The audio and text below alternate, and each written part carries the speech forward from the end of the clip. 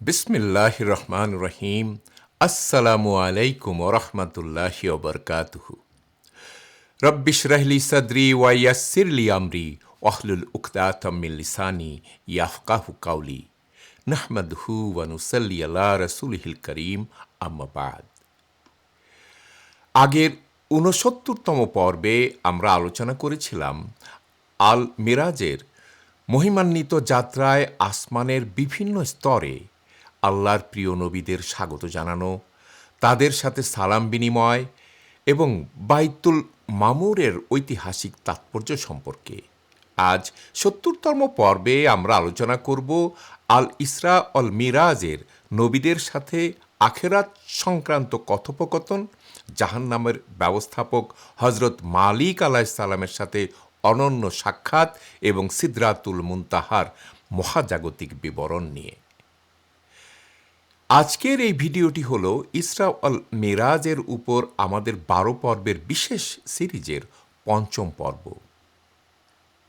প্রিয় দর্শক, আল ইসরা ওয়াল মিরাজ সম্পর্কিত বিস্তারিত ঘটনা প্রবাহ পর্যালোচনা করতে গেলে সবচেয়ে বড় যে চ্যালেঞ্জটির মুখোমুখি হতে হয় তা হল বিভিন্ন বর্ণনাকে একত্রিত করে একটি ধারাবাহিক কালানুক্রমিক রূপ দেওয়া। সহিহ হাদিসসমূহে স্পষ্টভাবে বর্ণিত আছে যে মিরাজের রাতে আমাদের প্রিয় রাসূল সাল্লাল্লাহু আলাইহি সাল্লাম অন্যান্য নবীদের সাথে কথোপকথন করেছিলেন। তবে এই চমৎকার দ্বিপাক্ষিক আলোচনাগুলো ঠিক কোথায় অনুষ্ঠিত হয়েছিল, বাইতুল মাকদিসে নাকি আসমানের বিভিন্ন স্তরে, সে সম্পর্কে স্পষ্ট ও নির্দিষ্ট তথ্য হাদিসে পাওয়া কঠিন। এখন আমরা সেই ঐতিহাসিক কথোপকথনগুলো একটু বিশ্লেষণ করব ইনশাআল্লাহ। হজরত আবদুল্লাহ ইবনে মাসুদ রাদিয়াল্লাহু আনহু থেকে বর্ণিত একটি অত্যন্ত গুরুত্বপূর্ণ হাদিসে এসেছে, রাসূল সাল্লাল্লাহু আলাইহি সাল্লাম ইরশাদ করেন যে রাতে তাকে আল ইসরা ওয়াল মিরাজে নিয়ে যাওয়া হয়েছিল। সেখানে তিনি হজরত ইব্রাহিম আলাইহিসসালাম, হজরত মুসা আলাইহিসসালাম এবং হজরত ঈসা আলাইহিসসালামের সাথে সাক্ষাৎ করেন।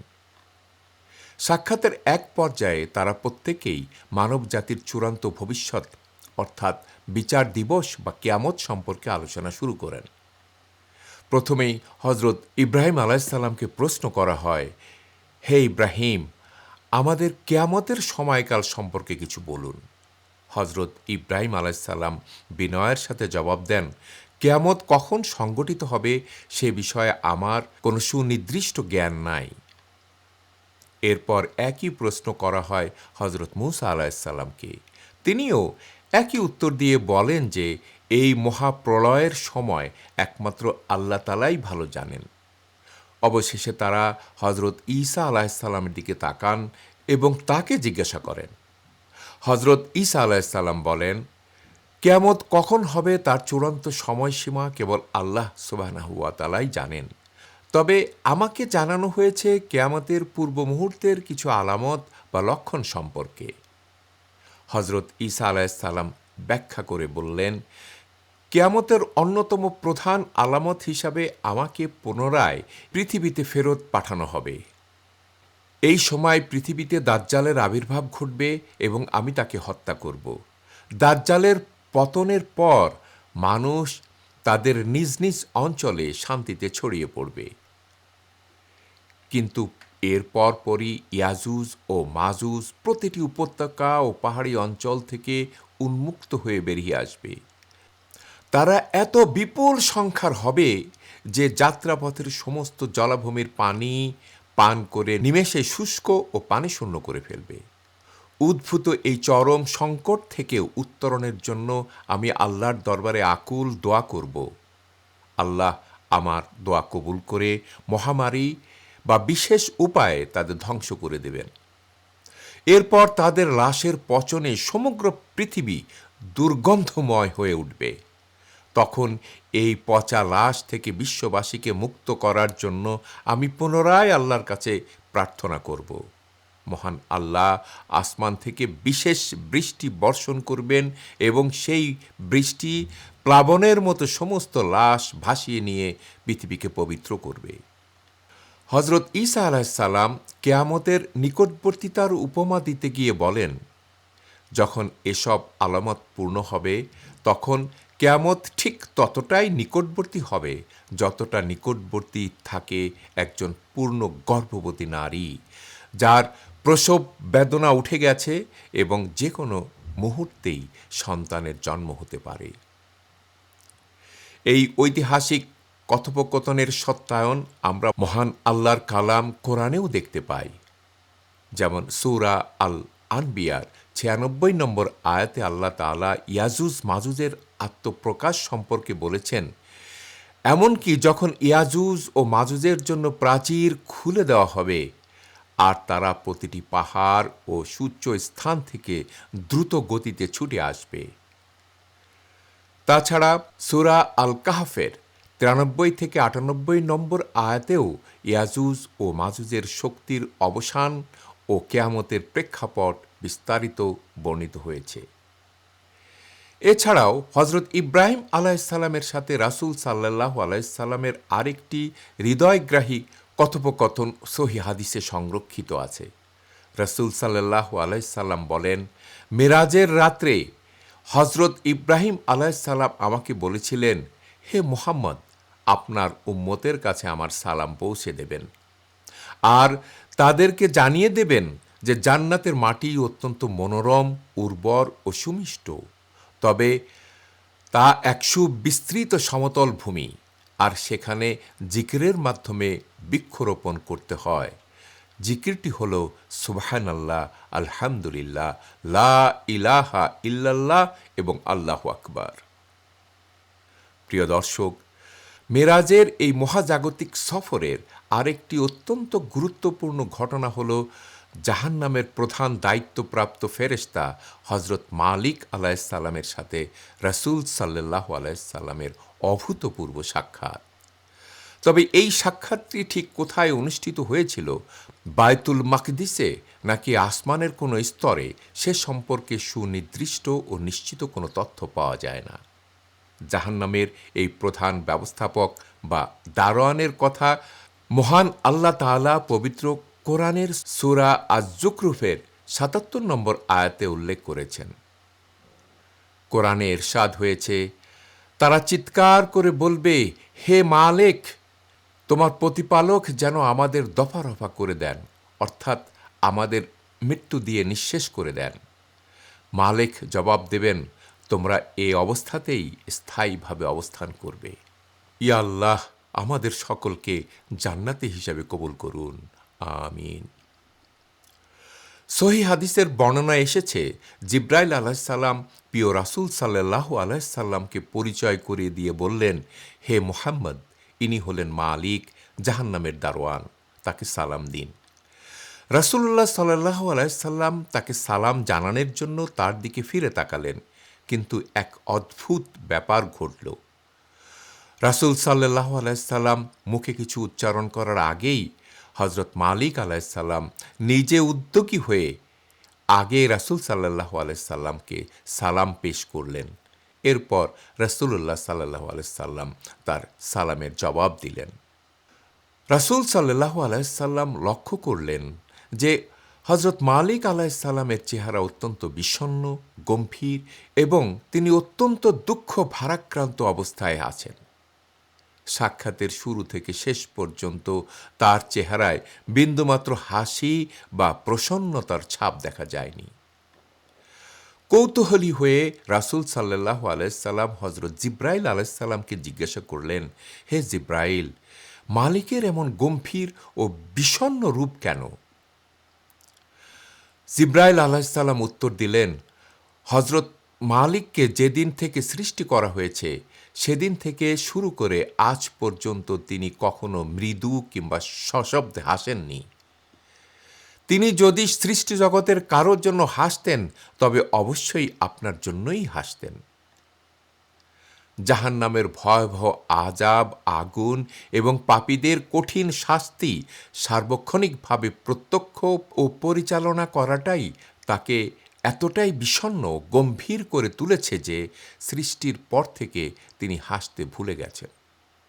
হজরত জিব্রাইল আলাইসাল্লামকে করা রাসূল সাল্লাল্লাহু আলাইহি সাল্লামের এই প্রশ্নটি থেকে একটি চমৎকার গভীর বিষয় অনুধাবন করা যায়।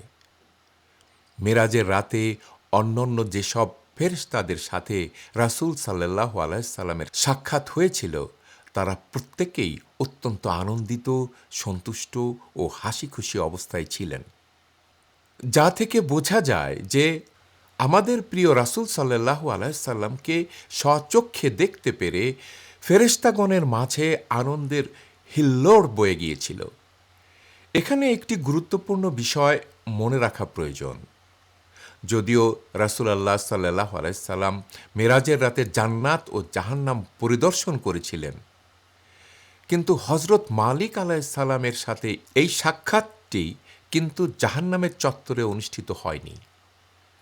মুহাদ্দিসগণ বলেন, হযরত মালিক আলাইহিস সালামকে সপ্তম আসমানে নিয়ে আসা হয়েছিল রাসূল সাল্লাল্লাহু আলাইহি সাল্লামকে অভ্যর্থনা জানিয়ে সাক্ষাৎ করার জন্য। এর পিছনে মহান আল্লাহর এক গভীর প্রজ্ঞা ও সম্মান প্রদর্শন নিহিত ছিল। আল্লাহ তাআলা দেখাতে চেয়েছিলেন যে তার প্রিয় হাবিব রাসূলুল্লাহ সাল্লাল্লাহু আলাইহি সাল্লাম এবং জাহান্নাম কিংবা জাহান্নামের কঠোর পরিমণ্ডলের মধ্যে আসমান ও জমিনের দূরত্ব বিদ্যমান। যদিও হযরত মালিক আলাইহিস সালাম এক মহান ফেরেশতা, কিন্তু তিনি জাহান্নামের মতো ভয়াবহ জায়গার দায়িত্বে নিয়োজিত। তাই সর্বশ্রেষ্ঠ মানব রাসূল সাল্লাল্লাহু আলাইহি সাল্লামের মর্যাদা রক্ষার্থে এবং রাসূল সাল্লাল্লাহু আলাইহি সাল্লামের সাথে জাহান্নামের কোনো সম্পর্ক নেই তা প্রমাণ এবং প্রতিষ্ঠিত করার জন্যই হযরত মালিক আলাইহিস সালাম স্ব-উদ্যোগে আগে রাসূল সাল্লাল্লাহু আলাইহি সাল্লামকে সালাম পেশ করেছিলেন।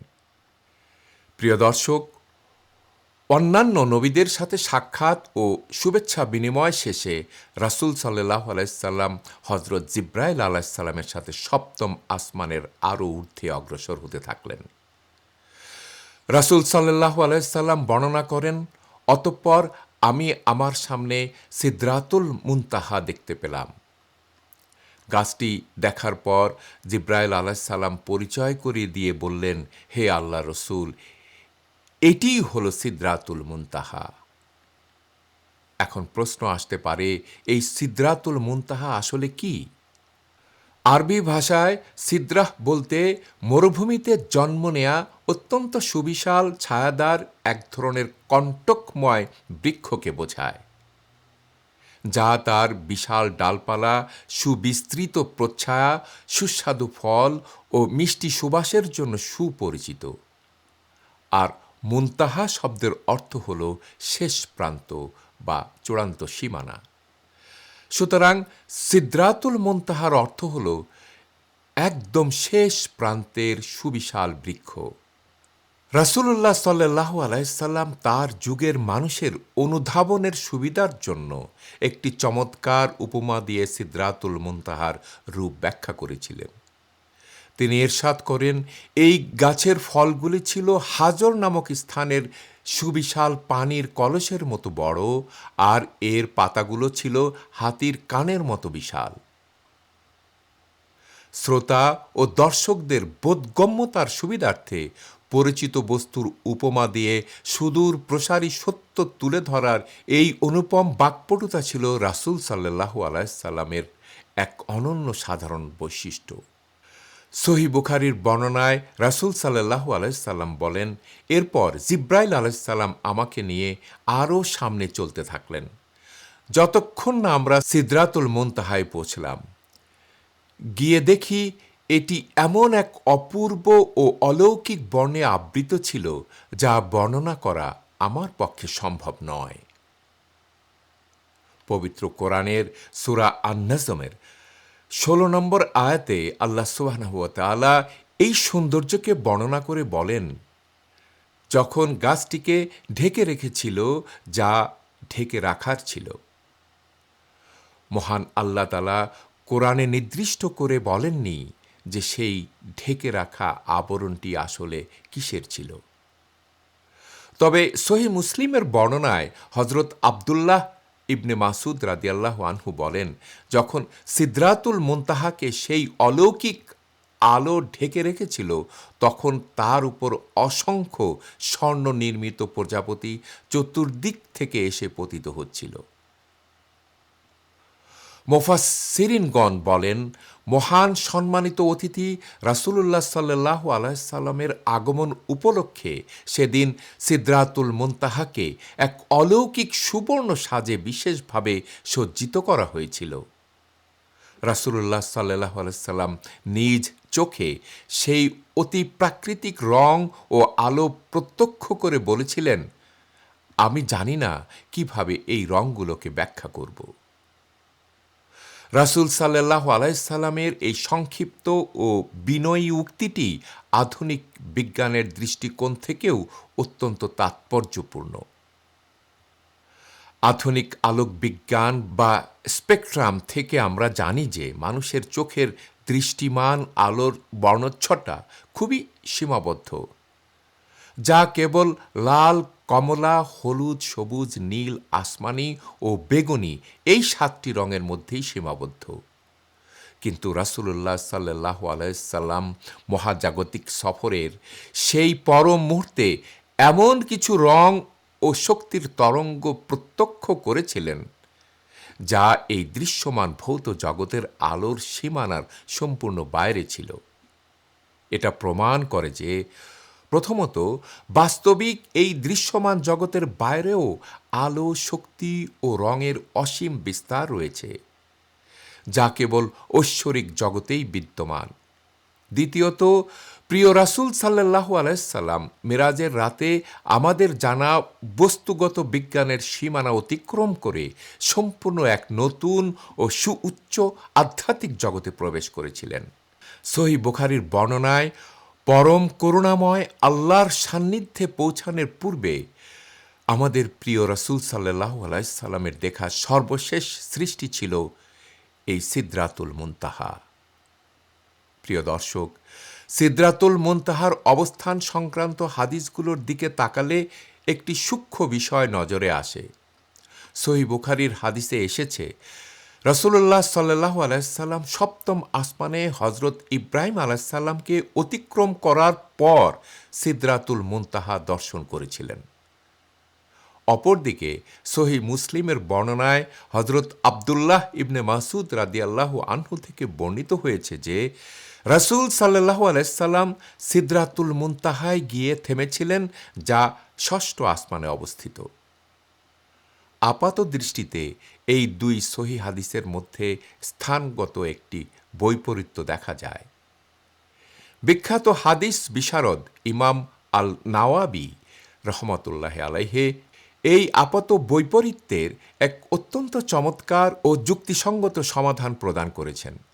তিনি ব্যাখ্যা করেন, সিদরাতুল মুনতাহা মূলত এতটাই সুবিশাল ও মহাজাগতিক এক বৃক্ষ, যার শিকড় ও মূল প্রথিত রয়েছে ষষ্ঠ আসমানে, আর এর ডালপালা ও সুউচ্চ বিস্তার প্রসারিত হয়েছে সপ্তম আসমানের শেষ সীমানা পর্যন্ত। আর এই সিদরাতুল মুনতাহার ঠিক পরপরই অবস্থিত মহান আল্লাহর আরশ বা আল্লাহর রাজ সিংহাসন। এটি তাবেই হযরত কাতাদা রহমতুল্লাহ আলাইহির উক্তি থেকেও প্রমাণিত হয়, যিনি বলেছিলেন, সিদরাতুল মুনতাহার সমাপ্তি ঘটেছে সপ্তম আসমানে, অর্থাৎ এর সূচনা হয়েছিল আরও নিচে ষষ্ঠ আসমানে। আল তারাবির একটি সূত্রে রাসূলুল্লাহ সাল্লাল্লাহু আলাইহি সাল্লাম সিদরাতুল মুনতাহার পরিবর্তনশীল রূপ সম্পর্কে চমৎকার একটি বিবরণ দিয়েছেন। তিনি ইরশাদ করেন, যখন সিদরাতুল মুনতাহাকে সেই অলৌকিক আলো ঢেকে ফেলেছিল, তখন এটি প্রতিনিয়ত রূপ ও রঙের এমন এক চিরগতিশীল ধারায় পরিবর্তিত হচ্ছিল যে সৃষ্টি জগতের কারো পক্ষেই সেই রূপান্তরের বর্ণনা দেওয়া সম্ভব নয়। হাদিসের এই সুগভীর বর্ণনাগুলো বিশ্লেষণ করলে সিদরাতুল মুনতাহা সম্পর্কে কয়েকটি মৌলিক সত্য ফুটে ওঠে। প্রথমত, সিদরাতুল মুনতাহা নিছক কোনো স্থির বা স্থবির গাছ নয়, বরং এটি চিরগতিশীল ও অনন্য এক মহাজাগতিক সৃষ্টি। দ্বিতীয়ত, এর রং ও সৌন্দর্য প্রতিনিয়ত স্বীয় মহিমায় পরিবর্তিত হয়, যা পার্থিব কোনো বৃক্ষের সাথে তুলনাই চলে না।